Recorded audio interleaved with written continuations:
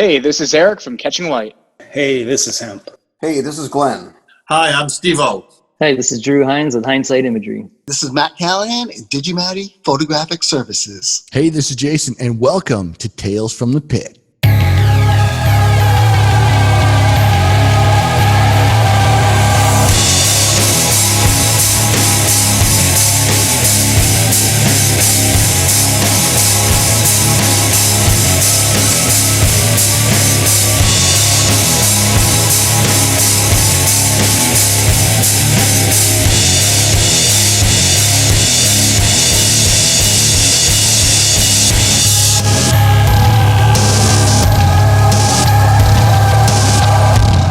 Hello and welcome to Tales from the Pit, the behind-the-lens access for concerts and photography. Today, we are welcoming back both John and Sanjay from the Shinedown camp. Plus, they brought a very special guest with them, Barry Kerch from Shinedown. Barry, welcome. John and Sanjay, welcome back to the show. Thank you guys for joining us. How you doing? Awesome. So you guys are like so thrilled to be here. So first question for Barry, because we've already kind of gotten the background with both Sanjay and John, is Barry, can you just kind of give us maybe a quick background about how you got involved with music? Was drums your first instrument? How did that all start? Yeah, drums were my first instrument, my pretty much only instrument. Even though I have guitars behind my shoulder, I can barely play them. For me, it started when I was 7 years old. I had my grandmother. Her brother was a jazz drummer, and not a famous one, but she said that I never met him. She said I reminded her of him. And so when I was 7, I got my first snare drum. Played in school, lessons. I had really supportive parents, so I was able to grow that way. I played all the way through my first 2 years of college in the marching bands and symphonic bands, things of that nature. And it's always been my passion. It's always been what I've loved. After college, I was playing in local bands. I went to college at UCF down in Orlando. After that, I was working in music stores and playing in local bands. And moved up to Jacksonville, Florida for a biology job of all sorts of things. Basically cleaning lakes for the state of Florida and playing with gators and snakes and whatnot. I heard about an audition for this Brent Smith project, which happened to be in Jacksonville, Florida at the time, and got it. 45 was actually my first audition piece, and the one you hear on our first record is actually my audition recording. We had redone that recording in a big studio out in LA, but the original recording just had a better vibe to it. So the one you actually hear was my audition piece. It was like the second day I hung out with the guys. So the rest is history. I've always been a drummer and still love playing. So I just want to back up for a little bit about the marine biology. That's very interesting. Was that sort of your major in school going through? No, it's funny. I was one of those. I was a very good student in high school. I got out of high school, went to college, and wasn't the best student because then I realized that there was a whole other world out there, an adult world of parties and whatnot. So I was having fun. So it took me a minute. But I finally settled into one of my other passions, which is anthropology and history and archaeology. So I actually got my degree in anthropology, but I was shooting to become a forensic anthropologist. So I had just enough chemistry background for my bachelor's degree to land the biology job. Oh, okay. So, yeah, it was kind of happenstance. It was a friend of a friend that had the job. They said they had an opening, and I had just enough to be able to get into the job. And honestly, it was a lot of fun. You got a company truck and a small boat, and the job was to go to all the retention ponds and the waterways and basically spray to kill off the feral weeds without killing off the wildlife. So you test the water and you kill off, because there's so many feral weeds here in Florida that they choke out the water system, and then everything dies off. So that was my job. Wow. What year was that? Like late 90s or? Late, around 2000, yeah. Okay, yeah, awesome. That's very interesting. Cool. I have a little bit of a similar thing because I used to work in the animal veterinary market. So I used to actually go to Jacksonville, Florida to install animal digital x-ray systems down there. So I've actually spent a lot of time with, I don't know if I worked specifically with your organization or not, but it was sort of a lot of them down in that area. Probably not. We were more like the lawn guy for the lake systems. Okay, gotcha. Okay. Yeah, it was kind of that kind of situation. Interesting. But you probably did at my vet that I have here. So. Right. Oh, shoot. Oh man, I can't remember the name. It'll come to me. But yeah, If it was Merrill Animal Clinic, that was my vet that I still go. I don't know. Maybe.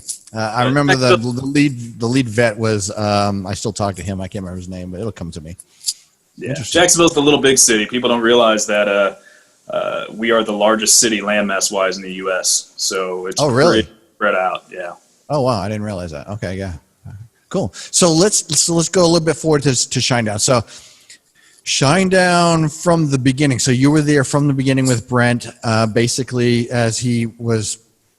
My understanding was sort of the record label had him with a previous band, but that sort of dismantled, and then Shinedown was being born off of that. Is that correct? Yeah, that's correct. He had another band that the label had signed. They had made a record, but it never got released. They shelved it.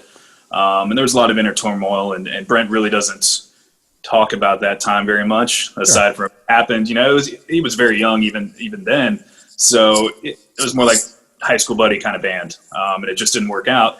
So Atlantic, which they had a tradition of doing, especially back then when Ahmet Erdogan was still in charge and the president of Atlantic Records, they develop artists. And so they sent him out on a writing tour, basically, to go write with different people and hone his craft. And that's how he ended up here in Jacksonville, was writing. And then through that, he started auditioning and meeting people. Jason, Todd, our original guitar player, Brad Stewart, our original bass player, those guys are both Jacksonville guys, and we're in the local scene and in the local studios. So that was the initial formation of Shinedown was with those guys. I was the last one to become part of Shinedown. He was already working really heavily with Brad and Jason. You know, it was a fun time. It was hard to believe 20 years ago, but it was a cool time, and it was a dream come true, and still is in a way. So after you got the audition, how long was it? How long was that writing process, or was that mostly done? I'd say half the album was probably done at that point, or at least the songs. Yeah. And we, shortly after I auditioned and that recording process was done, I think probably 3-4 months later, we were in LA recording what would be the first half of that record. We got most of it done, or even a little bit more than half. We got most of it done, turned it in, and the label said, "You're not quite there. You need about 2 or 3 more songs," as they do. Okay. Then we ended up going up to Atlanta and doing some recording in Atlanta with a guy named Rick Beato and writing with him. And everything came together, and then the record was done and released, Fly From the Inside, which was the first single. So, and then we toured like crazy for years trying to promote that. I think we were gone for 2 years on that record, just consistently. Okay. But so let's talk about, so that first year you're on tour, we now have both John and Sanjay with us now that you know, obviously tour, you know, with a huge crew right now. What was that first tour like? How big was it? What was the amenities, all that sort of stuff? There were no amenities to speak of. Initially, we were touring in an RV, opening up for whoever we could. Saliva was pretty big at the time, and we were doing club shows wherever we could. And then once we finally got out of the RV, we got in the minibus, which was a smaller version of a tour bus you see nowadays. And you know, big thanks to Three Doors Down. We got lucky enough that our management company at the time also managed Three Doors Down, and they liked Brent's voice and said, "Why don't you come tour with us?" So we were the first of 3 or 4 bands at that time on their tour, and we got along. And they took us out for it's like 9 months or something crazy, like longer than a band should probably take us out there. And we worked our way up from being the first band to like the second band and whatnot. So it was really Three Doors Down that taught us how to tour, because at that time they were at their height, at their pinnacle. They were just destroying the world, and we had no idea what we were doing. We had never really toured in a big area or anything like that. And instead of them getting mad at us because we were crazy young kids having fun, they took us under their wing and said, "Yeah, you might want to not do that and do this," and bring some professionalism in and say thank you and please to everybody you see. And we did that anyway, because we're a bunch of Southern boys and our moms would kill us. But it was really Three Doors Down that taught us a lot early on. That's awesome. Yeah. No kidding. So I remember, and correct me if I'm wrong, but I remember first hearing 45 on the radio. Was that sort of the big break for the band? Was that around that single? Yeah, 45 was definitely one of the bigger ones, and it was also the Simple Man thing that put it over the edge. Yeah. Yep. So, we did Fly from the Inside, and it did well. It did okay. Then they were like, oh, you're done. And we started pushing 45, and I'm trying to remember this, again, it's 20 years ago. We started pushing 45, but it really wasn't catching on at radio initially, because it's a pretty dark song. Sure. And MTV wasn't going to play it, because the lyrics say staring down a barrel of a 45, and they're like, nope, we're not touching this one. Meanwhile, they're playing everything else under the sun, but not this one. And we had ended up in Boston at a radio station there, and the DJ was having, Mr. Scary at the time, was having bands come in and do covers, acoustic covers at her station. That's the only cover we knew as a band. And by we, I say Brent and Jason, because they did it acoustic. And so they played that, and she aired it, and it took off. I mean, just went crazy. The call out was amazing. And this is right at the beginning of digital downloads. Yeah. And it went insane. And so the label came back and said, we're going to put that on the record and keep going. So they did. And that really helped put us over the edge. And it was such a endearing moment and a cool thing, because it wasn't planned. It wasn't contrived.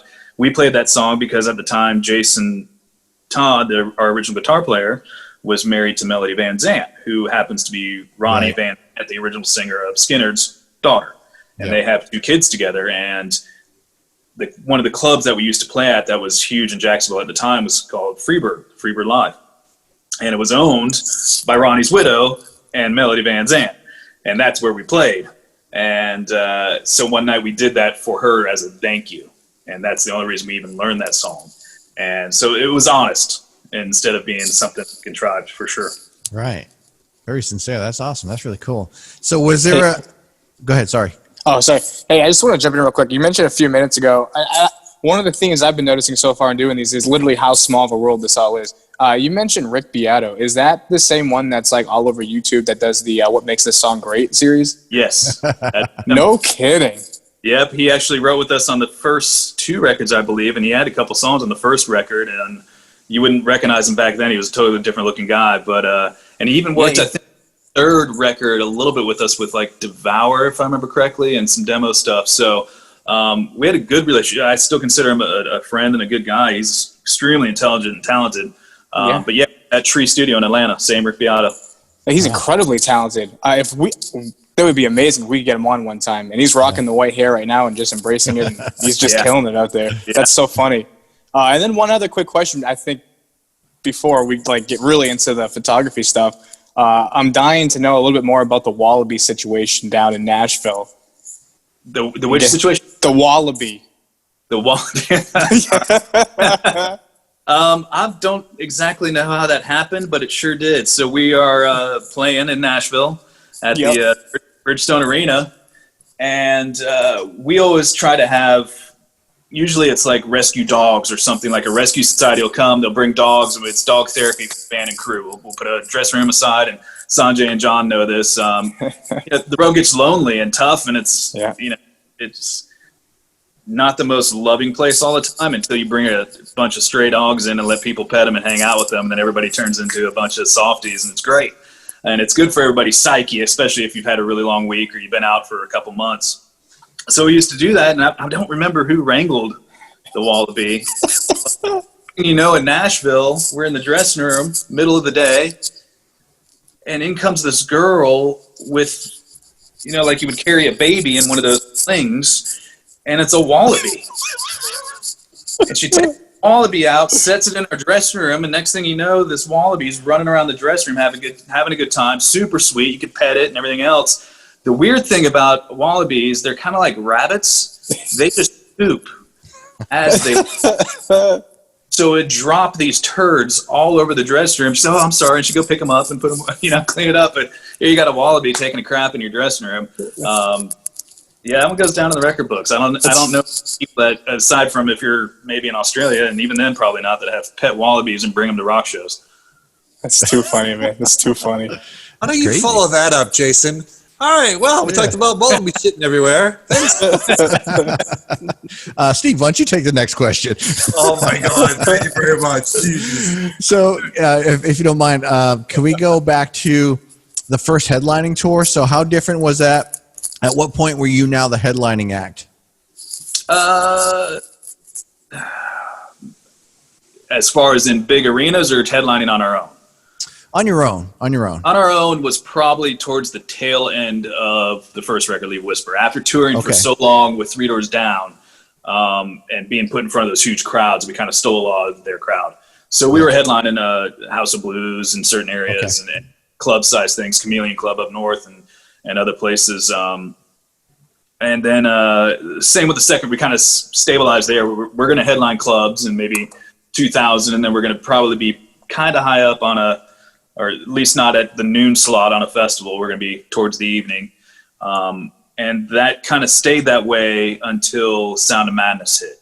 And then Sound of Madness, we were still slugging it out in the clubs for the first part. I remember our record release day of Sound of Madness, we were playing in a place called Pharr, Texas, Pharr.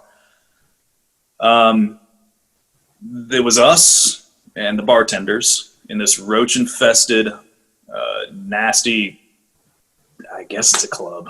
It's a club / bar. So that, here we are, third record's being released, Sound of Madness, and it's us and the bartenders playing a show. Not even the label, nobody's there. There was no congratulations, your record's coming out. And lo and behold, not 6 months later, we're headlining festivals and stuff because Sound of Madness did so well out of the gate. But, I think that's why we are the band we are today, is we've put the work in and we've been through some things. And we still go through those things. And I still think to this day, we don't take it for granted. We're very lucky and very blessed to be where we are, but none of it was handed to us. There was no meteoric rise to the top. It was a slow climb, get hit on the head a few times, fall back down, get back up over and over and over again to get where we are right now. Yeah. And so you guys just hit a milestone, 2 weeks ago or something like that with #1 hits? Yeah. With Atlas Falls? Yeah. That's so congratulations. That's amazing. Thanks. It is. And it's a killer song, by the way. Yeah. Thank you. It's surreal. Here I am sitting at home on COVID rest, not able to tour, loving the time with my family, but you hit a major milestone, the most #1 rock songs of all time.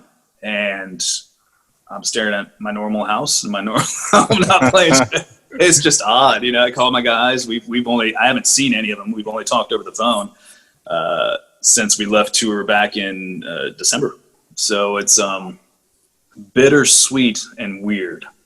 But everybody's, these are uptown problems. People are going through a lot worse than what I'm going through, for sure.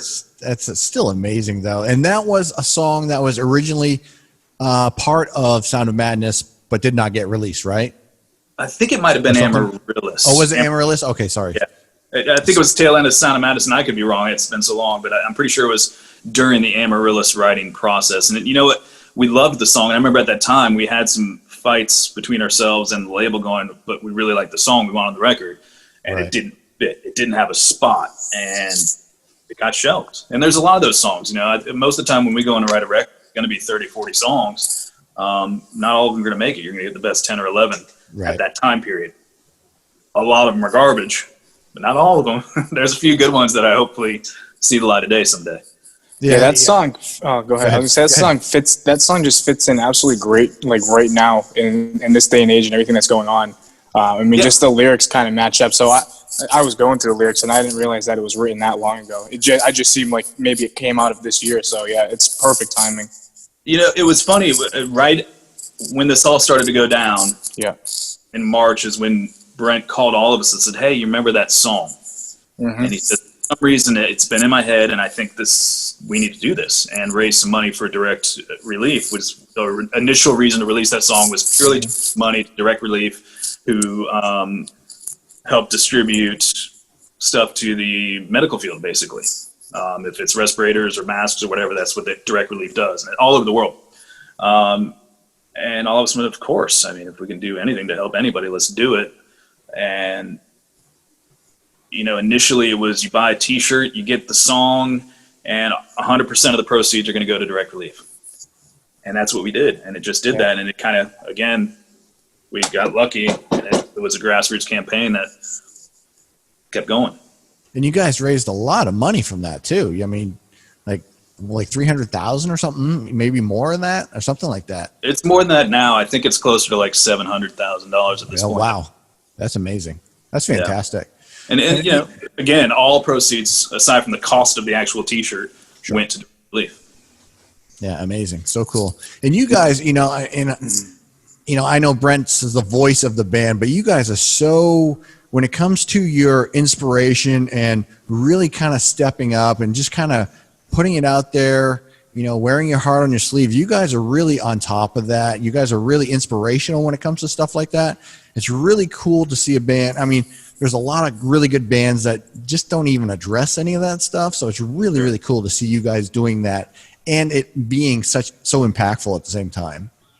I think it helps us stay humble, and we realize we give back.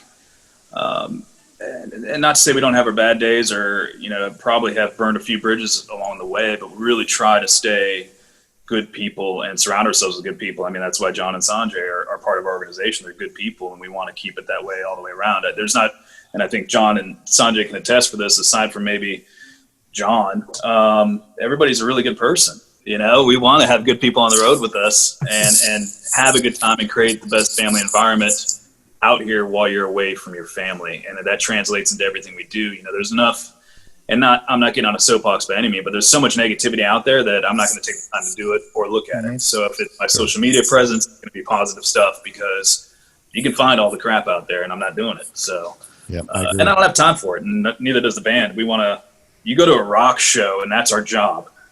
You go to a rock show to forget about your day, not to be called a MFer, not to be berated, not to feel less than or be scolded. You go to release. At least that's why I go to a concert. I want to release and listen to a band that I love and songs that I love, and maybe get turned on to a new band if it's an opening band. That's why I go to shows. And our job is to get on that stage, give you 110% of a show, make you feel good, make you feel empowered. So when you leave that venue, you go, hell yeah, I'm ready for work tomorrow. Now, Barry, with everything going on in the world right now, COVID and everything, how are you guys dealing with it as a band or even individually? As a band, we're doing all right. We got lucky in that this year was going to be mostly an off year anyway to write the next record. So we knew that before any of this even hit, that when we finished those December dates, we were going to have some maybe spring festivals, a few summer festivals, a couple week run. And that was going to be it for the year. And it's a bummer that those didn't happen, because we wanted to do those shows, and it's great for our crew, and people had plans. And, you know, there's also money involved. If you're not playing, you're not getting paid. But for us, it was going to be a down year. I feel bad for those artists out there that are, you know, they're all excited to release maybe the first record, and then it's out and you can't tour. And the only way you make money nowadays as a band is by touring. The labels aren't going to hand you millions of dollars anymore and go, hey, good luck. You get out there we make fun of ourselves for being glorified t-shirt salesmen. That's what we are. You know, that's how you make your money, is get on the road and go play your shows. So I feel bad for other bands. We're in a good position, and very blessed, and thanks to all the fans out there, because that's how we are in a good enough position to be able to do this right now. Me personally, it's been great, as far as I'm able to reconnect with my wife and my daughter, because I am gone so much. And I've spent more time with my daughter this year than I have since she was born. And she's 9 now. So it's pretty cool. That's good. That's been great. And then also I've had a pretty bad elbow tendonitis and injury that started in January. So I might have had to cancel shows anyway. I'm in my 6th month of physical therapy and just finished a round of I did cortisone earlier this year. Can't keep doing that, so I just finished a round of plasma shots. So really, I'm not using my right arm, or am I able to play my beautiful drum kit over here right now? So it's kind of good that we have it off. So are you actually doing, I know there's some studio stuff getting ready to happen. Are you doing any of that, or any plans for that soon? I did some, and then the injury started to come back. So right now I'm pretty much furloughed. That doesn't mean that they won't continue writing and things of that nature. I just playing, but a lot of times, at least in the Shinedown method of writing songs, I'm not a songwriter. That's more the rest of the guys.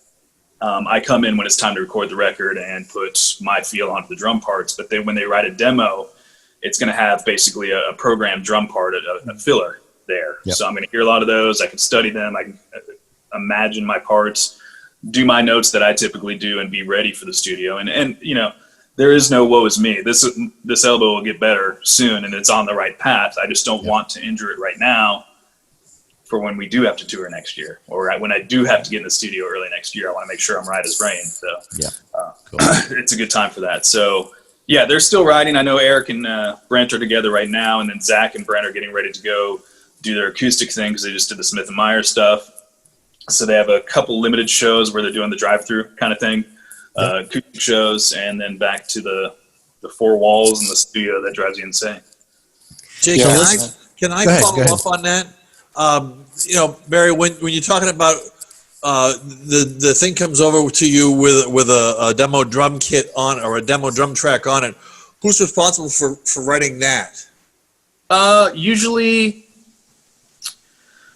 Typically it's Eric. He thinks rhythmically, and he's an extremely talented instrumentalist and studio guy. I mean, that's how we met him, as we were recording in the studio. So he knows the ins and outs of that. So typically it'll be Eric, or sometimes if we have written with, say, Rick Beato, or any of those guys that we've written with in the past, and we haven't really much on the last record, this one, they might have something. And then they always bring it to me and go, okay, here's the idea, now do what you do. And that's possible to be my artist. So it's kind of like a baseline thing. This is kind of where we go, and then you just kind of take it and turn it on its side and say, all right, this is what it sounds like when Barry from Shinedown gets it. Yeah, because, you know, typically it's one of these things, you know, Yeah.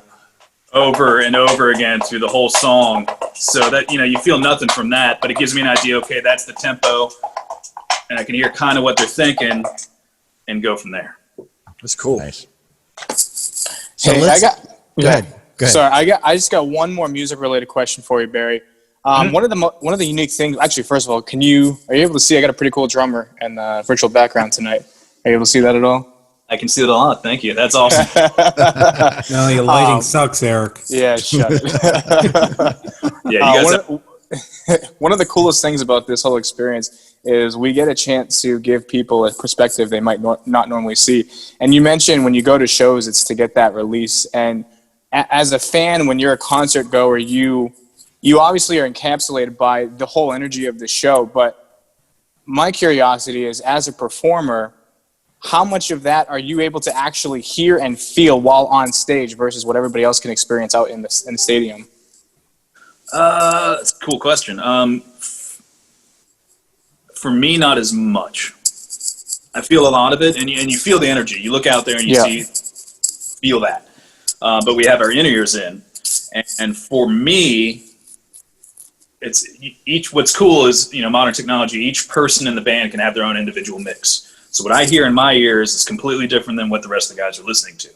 Some people like a little more lyrics or a little more vocals. Some people want drums, you know, whatever it is. Zach's going to want his guitar on 10 in his ears. So you get to dial that in. That's why you have a monitor person.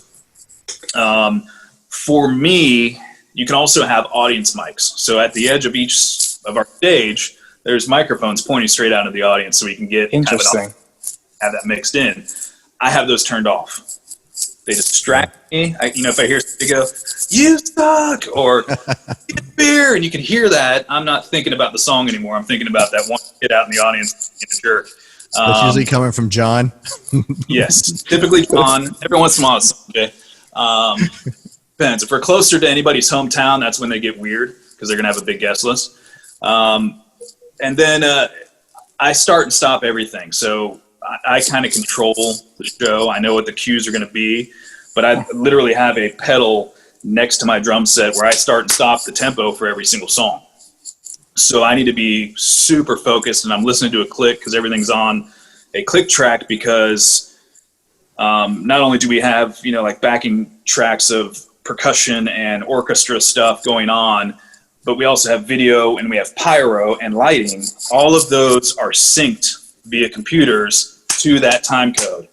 And if something goes wrong, I have to stop that completely. Otherwise, everything just goes haywire. So it's kind of a lot of pressure. I actually like the pressure of it, but because I have to start and stop, and I got to make sure everything's on. And we've had catastrophic failures before that I've caused or somebody else has, but we've had them. I want to be 100% focused when that goes on. So I don't get as much. Whereas Zach, he'll have one ear out. He's feeling it the whole time. He's playing it off the side. That's the way he enjoys his show. But that's because he can be loosey goosey because he knows I'm holding down the fort. I gotcha.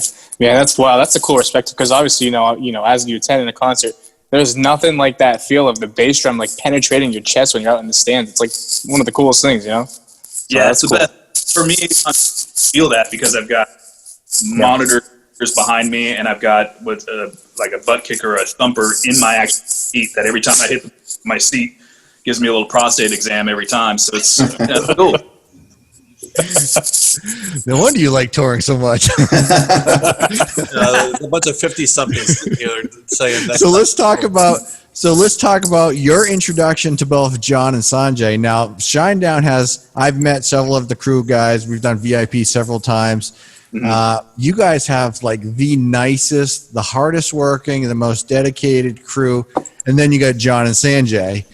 Yeah. Just kidding. But let's talk about your first introduction to Sanjay. So when Sanjay joined up with you guys, and you guys played our venue 2018, 2017. I think that's right when Sanjay used right sort of at the beginning. Yeah. So what was your first impression? Because Sanjay's I'll just say he's one of my favorite photographers for concert stuff. So what was your introduction for them? Asking Alexandria was the introduction, really. I mean, Sanjay was working with them. And were we overseas at the time, Sanjay, or were we back here in the States? We were overseas, like overseas. Interlaken. There was that run with Interlaken Download, the whole European festival run. We're on the same festivals, and we met each other, fell in love with Asking Alexandria at the time, and through that, and we would hang out after shows, we'd play dice and have some drinks and stuff like that. We met Sanjay. And then we started to see Sanjay's work and how good he was, not only at photography, but his ability to do the social media and all the stuff that, you know, makes the band look bigger than life virtually. And we're like, we've been around for 20 years and don't have one of those guys. And Asking Alexandria, being a relatively younger band than us, is just killing it in the social media and the internet world. And we're like, we need somebody like Sanjay. And but he was, you know, we don't poach or try to steal anybody. And then it happened that he was going to be on a break. They were getting ready, I think, to maybe do some writing and off. We're like, hey, could you come in and work with us in the off time? He did. We all got along very well. And then it just happened, okay, Sanjay, you can go back or you can stay with us. And we had a longer tour cycle still ahead of us than what Asking had. And at one time, I think you might have been able to double dip for a second because they were touring with us over here and you were doing both, but it was just too much for Sanjay to try to get all that edited and done. And so then I guess we did kind of steal him in a way.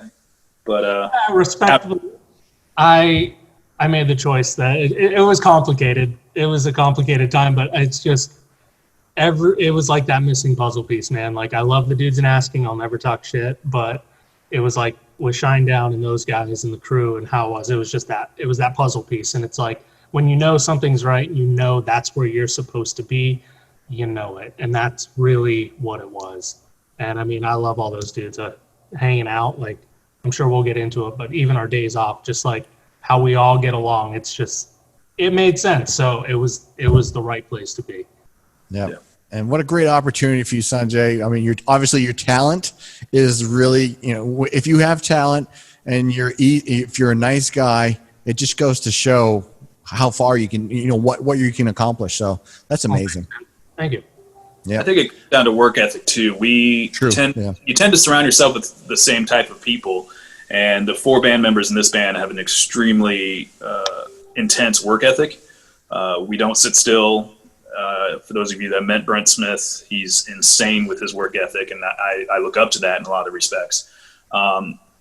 We surround ourselves with that same environment. If you're going to be a slacker on tour with us, it's not going to work out. We have a lot of fun, but it's a family environment. But at the end of the day, there's a job to do, and especially for the crew members, you know, people don't realize the amount of work that a crew member puts in. They're up at 5 in the morning, getting the stage ready, working all day long, tuning guitars or setting up lights or doing whatever they do. Come show, they get a lunch break and a dinner break. They might lay down and take a nap for a second, then they're back at it. We do a show, and then they got to break that down. They're still working at 2 in the morning, and then the next day we're at another venue, and they're doing it again, 5 days a week. That's not for the faint of heart by any means. That's a lot of hard work that those men and women do out there. Very dedicated, absolutely. So let's talk about, so for security purposes, you guys have grown from, as you said, to being in an RV to now you're this massive touring, huge act, and you need to start upgrading your security presence and all that stuff. How does someone like John come into the picture? Again, he was a reference kind of thing, because at the time we were looking for somebody new to do security, and it's kind of a limited world out there for venue. It's such a specialized thing that for venue security and band security that there's not a laundry list of people out there that are going to be able to do the job correctly, that have a correct background. And John kind of fell into us. I think, John, you were initially interviewed by both Brent, our tour manager at the time, Mary Jo, and management, and you had sent in a resume, or we had gotten your resume somehow. And that was the initial introduction, but then it's, can we get along? And can he do the job that's required of a bunch of narcissistic rock dudes? And put up with us, and he did. I think what's more important, at least for the Shinedown campus, we're not a Beyonce or a Kelly Clarkson or something where you're instantly recognizable and you can't be out in public ever without security. That's not the case for us. We can go still walk around a mall, and occasionally I might get recognized by my hair, and because they know the band's playing in the city, but it's not as intense as that. So it's not like each one of us needs a security person and it's 24/7 security, though John does that. It's more about the relationship that John not only has with the band and the crew, but what he's doing at the venues to make sure that not only are we safe, but the crowd is safe, and that none of the, no catastrophic things are going to happen. The security people that are working at that venue have been briefed on how we like things to run and how John likes his organization to run for the best of everybody's health at the show, because drunk people are going to get in fights. It's going to happen. Somebody's going to try to sneak backstage or get on stage during the show. That's going to happen. That's a huge liability that we need to be prepared for, because we got pyro on stage. Get on stage and get hit with that pyro, that's a lawsuit on us and a lawsuit on the venue, when it was just some dumb drunk guy that got on stage. Unfortunately, that's just the world we live in. So John has that big responsibility, keeping it safe, but also not escalating the situation. We don't want somebody John sees a fight out in the honest, he's out there just throwing haymakers and knocking everybody out. You want to hopefully come to a peaceful conclusion to this and just get the people separated and then clear it out so we can continue on with the show, because it has happened, and both John and Sanjay have seen it. We've had to stop shows before because of the fighting. You go, okay, you guys got to calm this down. Or somebody's had a medical emergency, and then we've had people die at a show before because of a heart attack and stuff, and you got to clear the floor so they can get the person out of there. That's where John comes in. And then day off, security, making sure we're taken care of at a hotel, making sure the hotel knows that we're there, so people aren't trying to find our room numbers or come find us. And again, we're not Beyonce, so it's not as crazy intense, but there still is always that one crazy fan that you got to watch out for, and that's where John comes in. And your fan base is really, having been doing it long enough, your fan base is really loyal and sometimes very intense. And there's always that fine line where you're trying to mitigate the fandom to, hey, this person can actually be an issue. And that you get sometimes, I know sometimes you guys get weird emails, crazy letters, where it's borderline, hey, this person needs help. This isn't like a threat to you guys, but this person's suicidal, or there's issues at play here. There's just a lot here. Plus, you guys are so good to your fans. And the minute I don't treat those fans the same way I'd want them to treat, like, say, my mom, you've kind of lost that boundary right there. So it's you guys, your fans again they're great. And working with a great crew is awesome. I think that's a unique perspective as well, because the band has such an emotional connection with, again, as I mentioned earlier, the way how you guys wear your heart on a sleeve or whatever, how positive you are. And I know there's a lot of people that are hurting that really, really sort of clamor on to that feeling that you guys deliver to them. And I can certainly imagine how that could sort of maybe get out of control for someone who's having a hard time or something like that. Absolutely. Yeah. It can be daunting sometimes, especially when it comes to meet and greets. We usually cap them at 40 people, but we don't do the typical take a picture with us. Okay, you're out next. We go in because people pay for this experience. If they're going to pay to have a meet and greet with us, we make it an experience. We go up to, and I don't know what it's going to be like next year when we tour again because the COVID and whatnot, but we go out. 80 people. Yeah, 80 people, of course, and we're going to lick each other. We go up and shake every single person's hand. If they want a hug, we give them a hug. We listen to their stories. There's a lot of stories you get.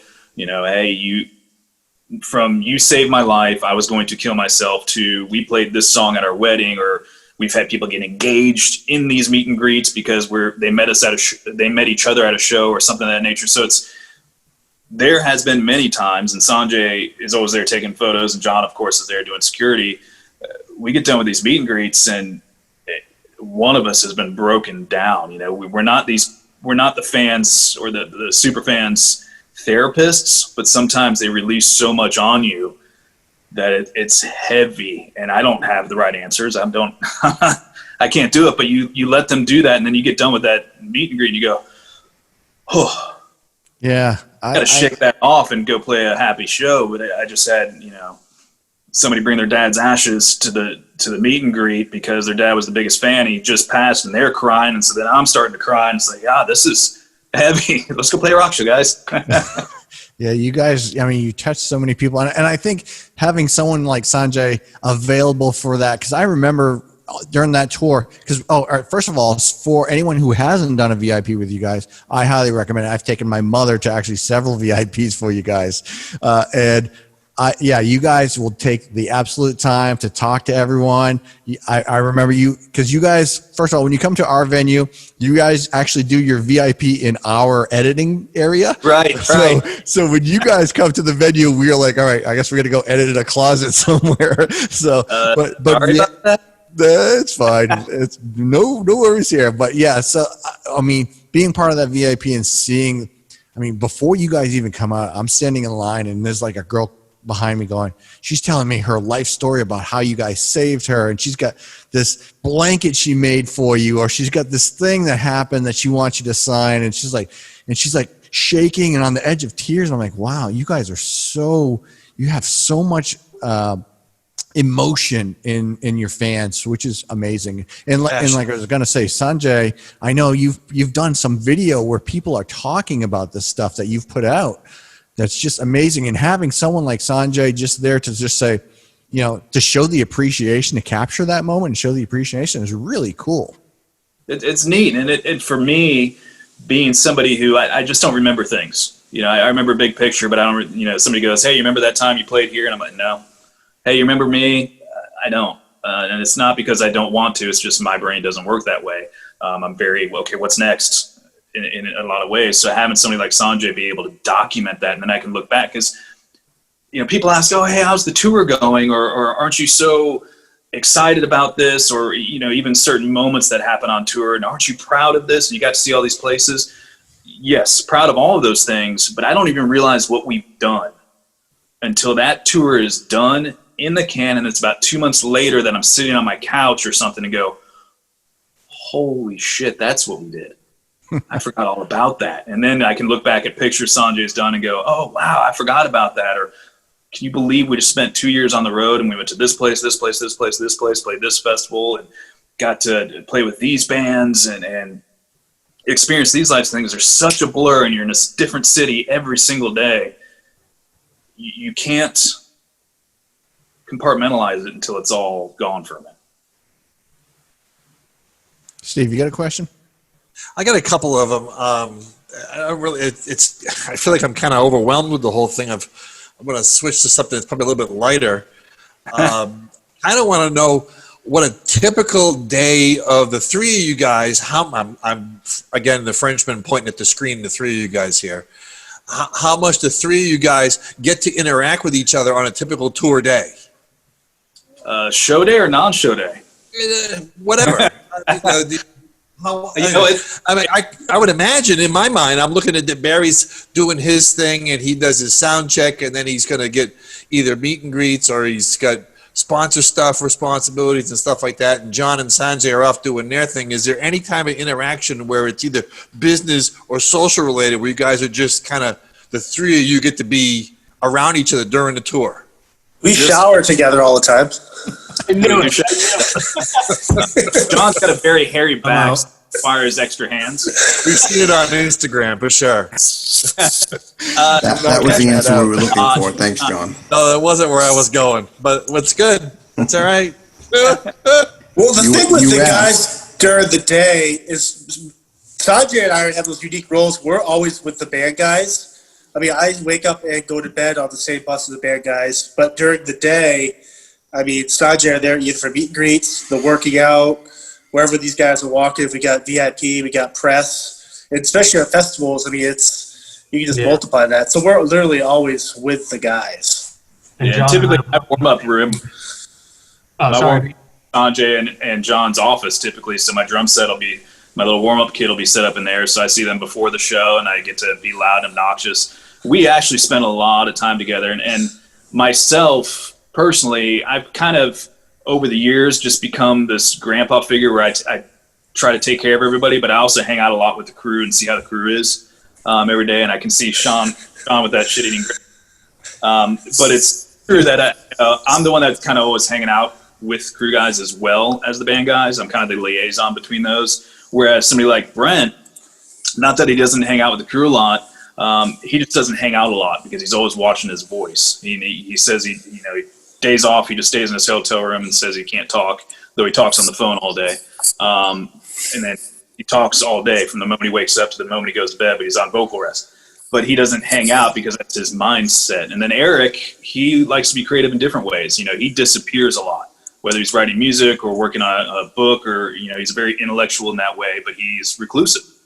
And Zach, he's kind of always floating around, making sure everybody's doing their job, but then he also hangs out a lot with the other bands and kind of gets in with their crews, and that's his way of probably escaping us and the band guys that he sees every day, if you can go hang out with the other band guys and stuff of that nature. So Zach's pretty social as well in that aspect.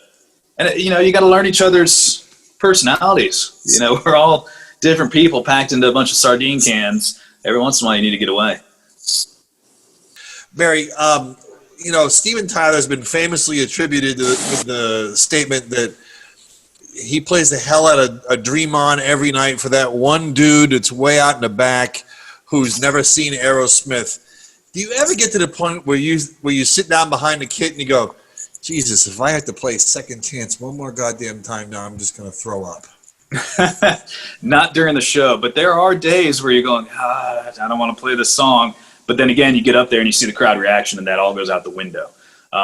Certain songs I could go without ever playing again and be totally happy with that. And I know I can speak for the rest of the band guys. They feel the same way. Like for me, Simple Man, I could go without ever hearing that song again. One, I don't really participate in that song. It's acoustic typically, though on this last touring cycle, myself and Eric would come in halfway through and finish the song full band. But I'm sick of it. It's been 20 years of that damn song, every single show. Unfortunately, the crowd's not sick of it. And you know what? They're showing up to hear that song, so you better play it. And you put that kind of ego aside. And there's fights over the set lists all the time about certain songs that I hate playing, that Zach loves to play, and vice versa. Songs I'm just not in the mood to play. I think that's natural. And it's also hard to pick after 6 going into our 7th record. You only have an hour and a half, 2 hours before that venue turns the ugly lights on and the curfew hits. You got to pack a bunch of songs in a short period of time. And we've had the most number 1 songs of any rock band, so that's a lot of songs. Yeah, there are those days, but never on stage. Never on stage. Even on stage playing Sick as a Dog, do you ever take it for granted that the people are into those songs? Now, Barry, do you usually play the same set throughout a whole tour, the same song set every single night? Or do you guys mix it up? Yes, within reason we do. What we'll do is we'll build a base structure of a set with certain songs. We're going to open with the song, we're going to close with the song. This song fits here, and then we'll have couple areas where we can switch it out and do audibles, we call them. So we'll have ones we can switch out. And that's just the way, myself and Eric, we are very much creatures of habit. We like a set list. We know what we're getting into. We get the muscle memory so we can put the show on the best we can. Whereas Zach, he kind of comes from more of a singer-songwriter background where he's kind of plays that Nashville, Memphis blues circuit where every night he wants it to be a completely different set, and here we are, a jam band. So we have to find that balance between all of us. And also, at this point, we have such a large production. There's so much programmed with lighting and pyro hits, and that you can only change it up so much before it gets out of control. Hey, thanks for watching part 1 of our episode with Sanjay, John, and Barry of Shinedown. We hope you enjoyed the episode. Check us out on talesfromthepit.net. And if you have questions, email us at nhconcertphotogs@gmail.com. We'll see you next time.